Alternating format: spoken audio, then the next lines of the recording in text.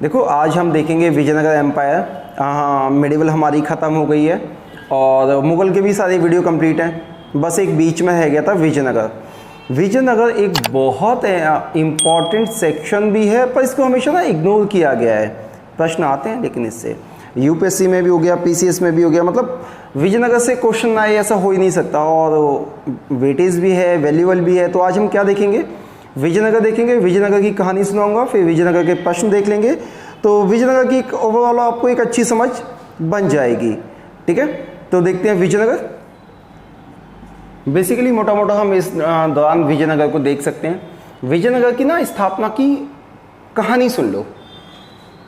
देखो होता क्या है, जिस समय यह दक्षिण में स्थापित हुआ है, इसकी राजधानी थी हम्पी। हम्पी कहाँ पे है? कर्नाटक में है। इसकी कैपिटल क्या है? हम्पी कर्नाटक में है।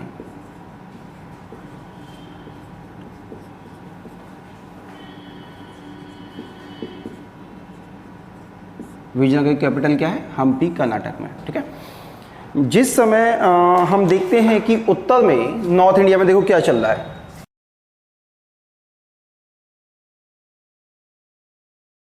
ये क्वेश्चन अपने आप में पूछ लेता है कि जब दक्षिण में उस वंश की स्थापना हुई, उस वंश कौन सा वंश?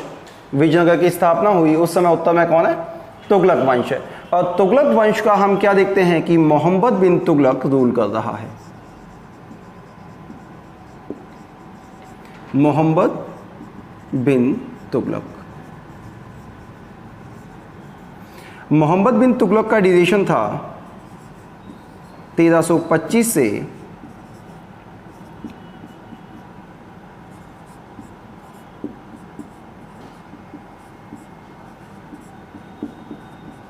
आपको मैं ये बता रहा हूं कि विजयनगर की स्थापना कैसे हुई। ठीक है, मोहम्मद बिन तुगलक इस समय रूल कर रहा है, पूरे इंडिया पे उसकी हुकूमत है, या उसका डोमिनेंस है, या उसका कब्जा है। अलग अलग जगहों पे ये हमले करते रहते हैं। ऐसे में ये क्या करता है? काकतीय वंश है, और काकतीय वंश हम देखते हैं कहाँ पे है? वरांगल में। काकतीय डायनेस्टी।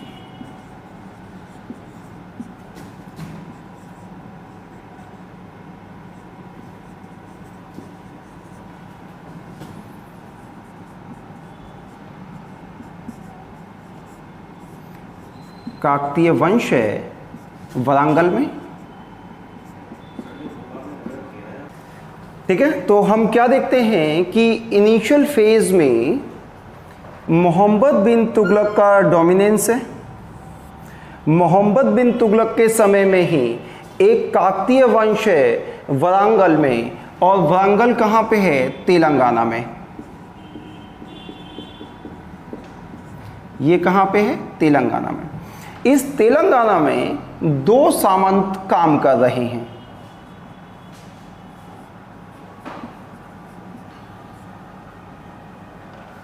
सामंत होता है फ्यूडलिस्टिक मेंबर या फ्यूडलिस्टिक। अच्छा, सामंत हैं दो भाई हैं। एक का नाम है हरिहर और दूसरा है बुक्का। हरिहर बुक्का दो ब्राह्मण हैं जो कि इसमें रूल कर रहे हैं।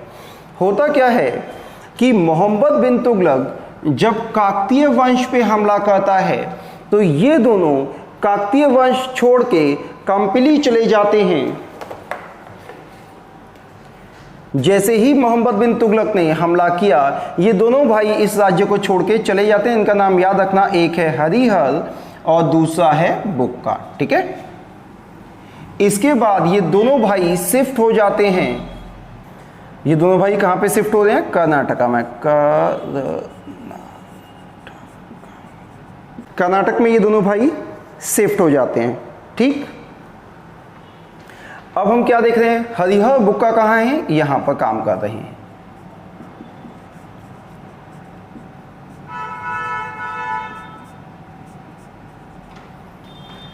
सबसे पहले हरिया और बुक्का काकतीय राज्य है वरंगल का, वहाँ पे एक सामंत की तरीके से काम कर रहे हैं, छोटे सेनापति हैं। मोहम्मद बिन तुगलक काकतीय पे हमला करता है, तो ये दोनों भाई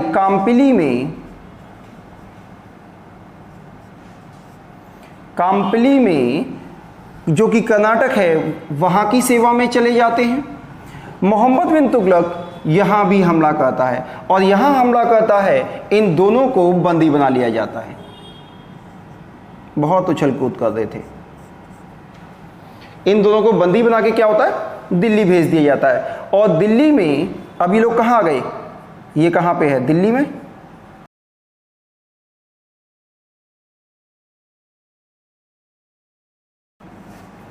और हम क्या देख रहे हैं कि अब दिल्ली में हैं और इन लोगों ने इस्लाम क्या किया है, स्वीकार कर लिया है। और अब जब इस्लाम स्वीकार कर लिया है, सेम टाइम पे अब देखो इसने दक्षिण में काफ़ी उथल पुथल कर दी है, वहाँ पे विद्रोह बढ़ गए हैं। तो अब ये होता क्या है, क्योंकि ये लोग कर्नाटक में इन्होंने काम किया है, तेलंगाना और ये सब एक ही एरिया है उधर का, इन्होंने कर्नाटका में काम किया है। तो इन दोनों भाइयों को कर्नाटक में को शांत करने के लिए या वहाँ पे जो असंतोष है उसे दबाने के लिए इन दोनों भाइयों को कहाँ भेजा जाता है, कर्नाटक भेजा जाता है। देखो जब ये इन दोनों को मोहम्मद बिन तुगलक दक्षिण में जो असंतोष है उसे दबाने के लिए भेजता है, तो फिर इनके एक गुरु मिलते हैं इन्हें, विद्यारण्य इन दोनों को वापस हिंदू धर्म में कन्वर्ट करते हैं।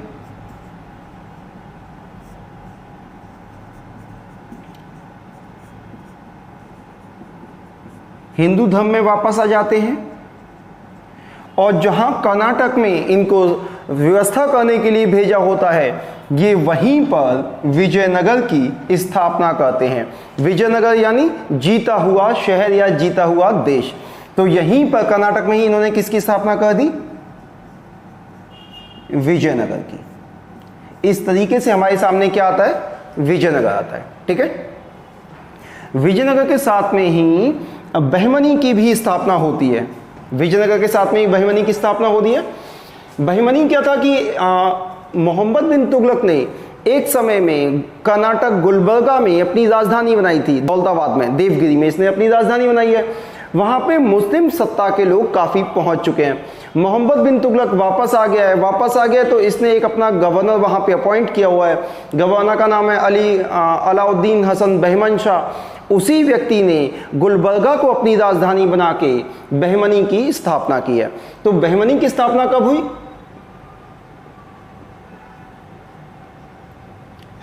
बहमनी की स्थापना हुई है 1347 में। कुछ जगह पे 46-47 मिलता है, आप 46-47 ऐसे कर दो। कुछ जगह पे 46 मिलेगा, कुछ जगह पे 47 मिलेगा। बहमनी की स्थापना भी विजयनगर के आसपास हुई है और बहमनी और विजयनगर में हमेशा संघर्ष रहा है। संघर्ष का मुख्य कारण कृष्णा और तुंगभद्रा नदी के बीच में बहुत उपजाऊ एरिया है, जो जिसपे कि ये भी अपना अधिकार मानते हैं, वो भी अधिकार मानते हैं। इन दोनों के बीच में लगातार संघर्ष रहते हैं। ये प्रश्न आपसे पूछा जाता है कि बहमनी और विजयनगर के मध्य संघर्ष का क्या कारण था। तो कृष्णा और तुंगभद्रा नदी के बीच में बहुत बड़ा दोआब का क्षेत्र है, जिस पे ये दोनों ही अधिकार करना चाहते थे। ठीक है, विजयनगर की स्थापना 1336 में और बहमनी की स्थापना लगभग 10 वर्ष बाद, ऐसे याद कर लेना है। अब देखो विजयनगर की स्थापना हो गई, किसने की, हरिहर और बुक्का ने की। तो यहीं से अब हम क्या करेंगे, विजयनगर को पढ़ना शुरू करेंगे। देखो अब मोटा मोटा हम देख लेते हैं कि विजयनगर में हमें कितने वंशों के विषय में पढ़ना है। विजयनगर में मोटा मोटा हमें 4 राजवंशों के विषय में पढ़ना है, और जिन्होंने लगभग 200 से 250 वर्ष के आसपास शासन किया है। तो सबसे पहले हमें इसमें देखना है संगम वंश। संगम वंश की स्थापना विजयनगर के साथ ही होती है और इनका ड्यूरेशन रहा है 1336 से 1485 के मध्य। और स्थापना ही किसने की थी, हरिहर और बुक्का, 2 भाइयों ने की है। तो संगम वंश में पहला राजा बनेगा वो हरिहर बनेगा और दूसरा जो बनेगा वो बुक्का बनेगा। उसके बाद दूसरा हमें पढ़ना है सुलभ वंश। सुलभ वंश का ड्यूरेशन रहा है 1486 से 1505। एक ही राजा है, कोई बहुत वैल्यूबल काम इसने किया नहीं, तो इससे कभी कोई प्रश्न ही नहीं आता है। बस इनकी हायरार्की आती है लगाने को, इनका ऑर्डर आ जाएगा आपको लगाने को, और उसको ऑर्डर आपको लर्न होना चाहिए, ठीक है। फिर उसके बाद आता है तुलुप वंश। तुलुप वंश एक बहुत इंपॉर्टेंस रखता है विजयनगर में। विजयनगर रिमेंबर ही किया जाता है तो केवल तुलुप वंश की वजह से। तुलुप वंश में कृष्णदेव राय हुए हैं। कृष्णदेव राय ने विजयनगर को उसके सत्ता के चरम पे पहुंचाया है। मतलब कृष्णदेव राय के समय में इन्होंने लगभग सभी राजाओं को, दक्षिण के सभी राजाओं को हराया है।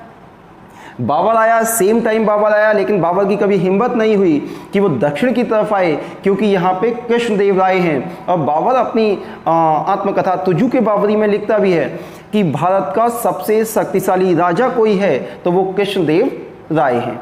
तो इतने शक्तिशाली राजा हैं, तो कृष्णदेव राय इसमें एक इंपॉर्टेंट रूलर है। कभी कभी तो सिंपल इतना पूछ लेता है कि कृष्णदेव राय किस वंश से हैं, तो वो तुलुप वंश से हैं। इसके बाद हमें पढ़ना है अरिवीडु वंश। अरिवीडु वंश का ड्यूरेशन 1570 से लेकर 1650 तक है, और इसकी स्थापना की है तिरुमल ने, ठीक है। तो अब वन बाय वन इसको क्या कर लेते हैं, हम लोग डिस्कस कर लेते हैं। सबसे पहले हमें क्या देखना है, संगम वंश।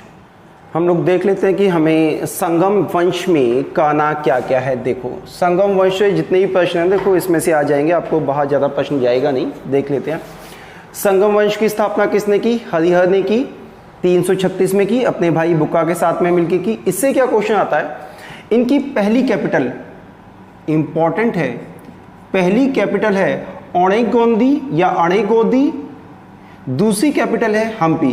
तो इनको लर्न करना है, विजयनगर की पहली कैपिटल अणेगोंदी है, दूसरी हम्पी है, और ये दोनों की दोनों कर्नाटक में हैं। ये दोनों को दोनों कहाँ हैं, कर्नाटक में है।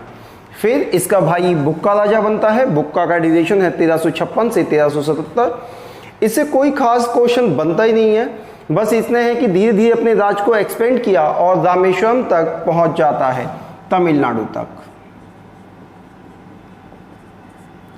यानी ये कहां तक पहुंचा, रामेश्वरम तक। बुक्का से कभी कोई प्रश्न नहीं आया है। हरिहर समझ में आ गया, अनेगोंदी और हम्पी, इसने दो कैपिटल बनाई है। अच्छा देखो, मैं युद्ध किसी के नहीं करा रहा हूँ, किसने कहाँ लड़ाई करी, कहाँ मारा पीटा, वो क्वेश्चन नहीं आते हैं आपसे। पेपर में देखोगे तो इन्होंने कितना सामाजिक, कल्चरल और सांस्कृतिक तौर पे जितने समृद्ध किया है देश को, उनसे प्रश्न इतने ज़्यादा आते हैं। मारपीट, लड़ाई, युद्धों वाले नहीं आते। कुछ फेमस वॉर हैं जिनसे आपको प्रश्न आते हैं, वो हम सारे करेंगे ही। अब आ जाओ, फिर बनता है हरिहर सेकंड। हरिहर सेकंड का टाइम रहा है 1377 से लेके 1414।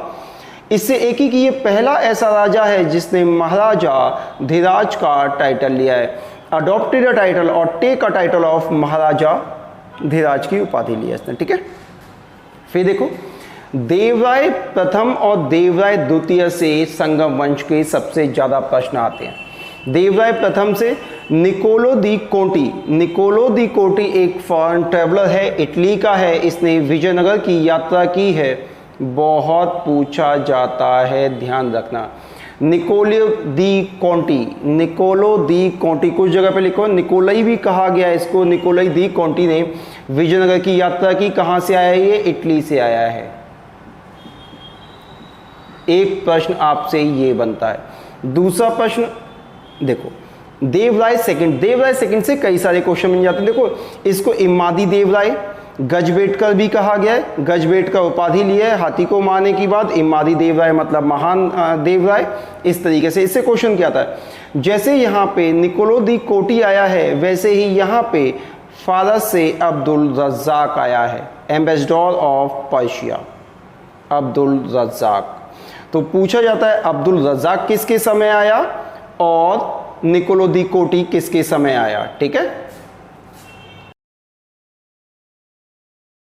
निकोलो दी कोटी, तो एक क्वेश्चन ये हो गया। फिर देखो, देवराय सेकंड ने एक नाटक लिखा है, एक क्या, दो लिखे हैं, एक नाटक है और एक महाभाष्य टाइप का है। महानाटक सुनिधि, महानाटक सुनिधि रचना है देवराय सेकंड की, और ब्रह्मसूत्र लिखा है इसने बदनारायण पर, ठीक है। तो ब्रह्मसूत्र बदनारायण इसकी एक रचना, महानाटक सुनिधि इसकी दूसरी रचना। और देवराय प्रथम से एक और क्वेश्चन पूछा जाता है। देखो, श्रीनाथ एक बहुत तमिल के बहुत उत्तम स्कॉलर हैं, इनसे प्रश्न पूछ लिया जाता है, इन्होंने हरिविलास की रचना की है, तो आपसे पूछ लिया जाता है कि हरिविलास की रचना किसने की। कुल मिला के एक क्वेश्चन इससे कैपिटल से, देवराय सेकंड से 2 क्वेश्चन, निकोलो दी कोटी किसके समय आया, हरिश्रीनाथ किसके दरबार में थे।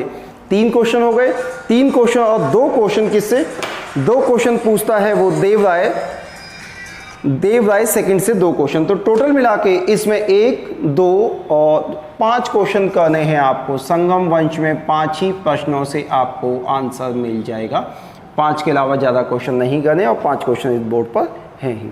संगम वंश हो गया। संगम वंश के बाद हमें करना है तुलुक वंश। ठीक, सुलुभ डायनेस्टी की स्थापना की है सुलुभ नरसिंह में। इनके बारे में बहुत कोई खास जानकारी हमारे पास उपलब्ध नहीं है। इन्होंने कुछ समय तक शासन किया है, उसके बाद कोई स्पष्ट संकेत या साक्ष्य हमारे पास नहीं है जो इसके आगे हमें इनके वंश के विषय में बता सकें। और इसमें केवल इतना ही मिलता है कि हाँ भाई ये सुलुभ नरसिंह थे, इन्होंने इस वंश की स्थापना की और प्रमुख व्यक्ति भी यही हैं। और इसके बाद में फिर कोई हमें स्पष्ट नहीं मिलता है। और फिर हम देखते हैं कि विजयनगर में तुलुक वंश की स्थापना होती है, तुलुक वंश। तो सुलुभ वंश में केवल एक ही व्यक्ति है, सुलुभ नरसिंह, जिनका ड्यूरेशन 1886 से 1505 तक रहा। इसके बाद हम क्या देखते हैं, फिर आता है तुलुक वंश, क्योंकि हमारे पास कोई स्पष्ट साक्ष्य नहीं है इसको, इस कनेक्टिविटी को एस्टेब्लिश करने के लिए। तो हमें पढ़ना क्या है, तुलुक वंश। देखो तुलुक वंश की स्थापना किसने की है, वी नरसिंह ने की है, और ये इस वंश के संस्थापक हैं। बहुत ज़्यादा ड्यूरेशन इनका बड़ा नहीं रहा है, इनका पीरियड है 1505 से 1509।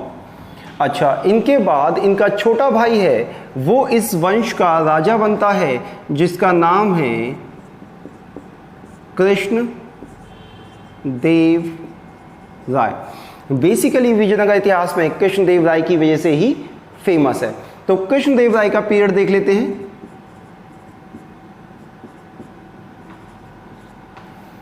1529 से 1530 तक। ठीक, हमें विजयनगर में जितने भी प्रश्न करने हैं वो सभी के सभी कृष्णदेव राय से ही आते हैं। तो देख लेते हैं।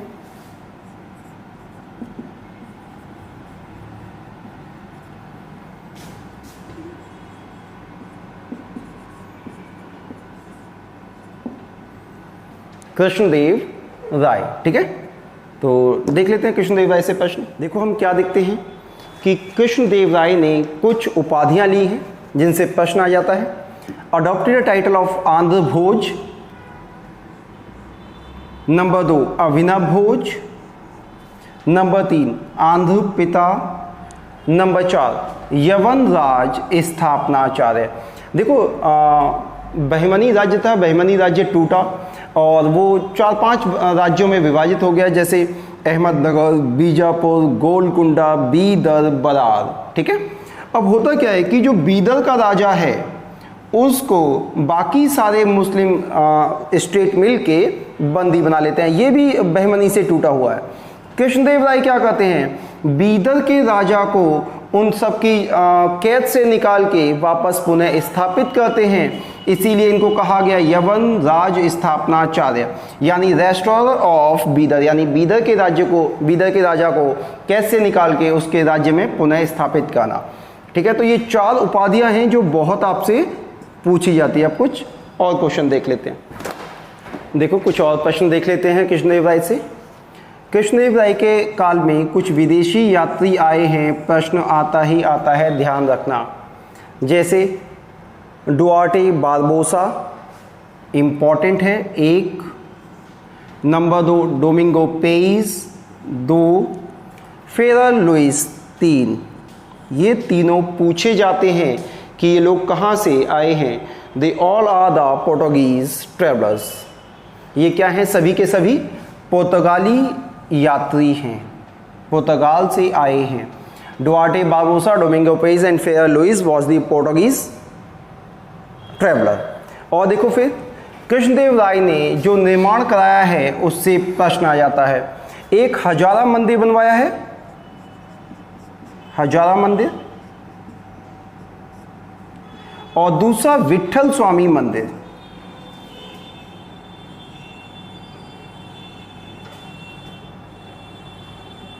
विठल स्वामी मंदिर। दो रचनाएं आपसे पूछ ली जाती हैं, एक हजारा मंदिर है, एक विठल स्वामी मंदिर है, और ये दोनों के दोनों कहाँ बने हुए हैं? हम्पी में। हम्पी क्या है? राजधानी है, तो आपसे पूछ लेता है। ठीक है, तो ये कंस्ट्रक्शन भी हो गए कृष्णदेव राय की, एक हजारा मंदिर हम्पी में, दूसरा विठल स्वामी मंदिर हम्पी में। इसके बाद इन्होंने कुछ दो पुस्तकों की रचना की है। एक है आमुक्त माल्यदा, देखो आमुक्त माल्यदा, आमुक्त माल्यदा।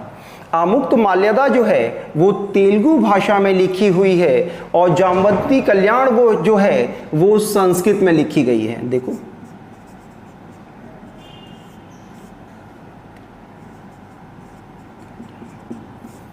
जामवंती कल्याण जो है वो एक नाटक है, और अमूल्य माल्यदा एक तेलुगु की बुक है। तो ये कुछ इंपॉर्टेंट प्रश्न हैं कृष्णदेव राय जी से जो आपसे पूछ लिए जाते हैं। अब इनके दरबार में एक अष्ट दिग्गज भी हैं, उनसे प्रश्न जाता है। तो अब हमें क्या देखना है? अष्ट दिग्गज ऑफ कृष्णदेव राय।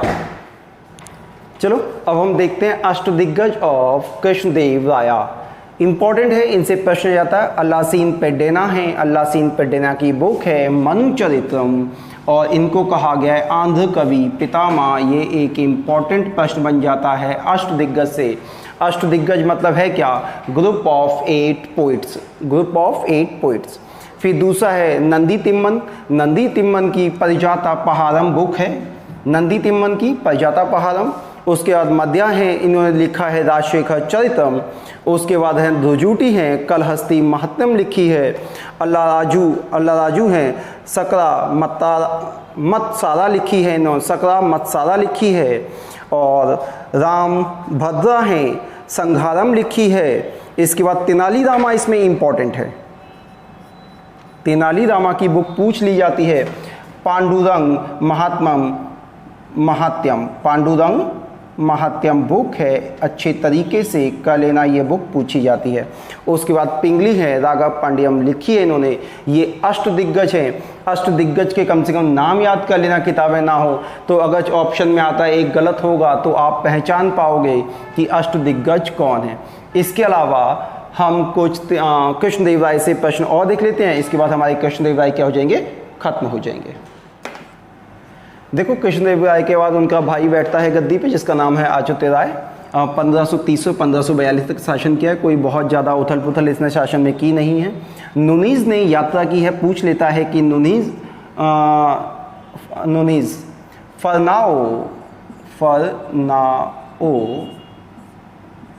नुनीज़ ने भारत की यात्रा कब की? तो फरनाओ नुनीज़ ने भारत की यात्रा की है अच्युत राय के समय में, और इसने अच्युत राय एक टेम्पल बनवाया है हम्पी में। ये दो प्रश्न इससे बनते हैं, और इससे फिर आगे कोई प्रश्न नहीं बनता।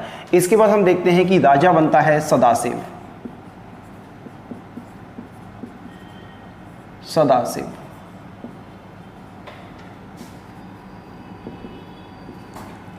Sadashiv was the son of Krishnadeva राय।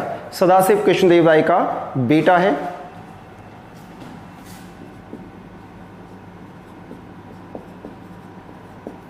और इसका ड्यूरेशन रहा है 1543 से 1567 के बीच में। अब देख लेते हैं कि सदाशिव राय से क्या क्या प्रश्न बन सकते हैं। अच्छा, सदाशिव राय के टाइम में एक व्यक्ति का उदय होता है जिसका नाम है राम राय। ये व्यक्ति जो है ये कृष्णदेव राय का साला है। अच्छा, इस व्यक्ति ने सत्ता सारी अपने हाथ में ले रखी है, और उस समय में बहमनी से टूटे हुए राज्य हैं अहमदनगर, बीजापुर, गोलकुंडा, बरार, बीदर, ये सब पे क्या कहता था? हमला करता था। अपने आप को कृष्णदेव राय से कम नहीं समझता है। अच्छा, कृष्णदेव राय एक ही हुए, दूसरे हो कैसे जाएंगे? अब होता क्या है कि इसने दक्षिण के राज्यों पे लगातार हमला कर करके क्या किया है? वहाँ अव्यवस्था फैला दी है। अब दक्षिण के जो खासकर बहमनी के जो राज्य हैं आपस में एक संघ बनाते हैं, और वो संघ हमला करता है विजयनगर पे, और एक युद्ध होता है राक्षस तगड़ी बनहट्टी का युद्ध, जिसमें कि विजयनगर की बहुत बुरी हार होती है। बहमनी की सेनाएं विजयनगर में लूटपाट करती हैं, और इसी के साथ में ये वंश खत्म हो जाएगा और अरिवीडु वंश शुरू होगा। तो देख लेते हैं जिससे विजयनगर का पतन हुआ वो युद्ध बहुत इंपॉर्टेंट है। देखो, अच्छा, ये युद्ध होता है देखो बनहट्टी का, राक्षस तगड़ी का, राक्षस तगड़ी, बनहट्टी तालीकोटी का। 1565 में युद्ध होता है alliance of Ahmednagar and Vijayanagar. Vijayanagar की इसमें बहुत बुरी पराजय होती है। इस अलायंस की सेनाएं विजयनगर को में अंदर घुस जाती हैं, लूटपाट करती हैं, और इस तरीके से हम क्या देखते हैं कि विजयनगर जिसकी स्थापना 1336 में हुई थी, 1517 आते आते वो खत्म होने की कगार पे पहुंच जाता है। देखो ये जीत तो गया, हम्पी भी लूट लिया गया, लेकिन हुआ क्या कि सदाशिव राय अभी जीवित है। और उसके बाद देखो होता क्या है कि जो राम राय है ना, ये तो युद्ध लड़ता हुआ मारा गया, लेकिन इसका एक भाई है तिरुमल।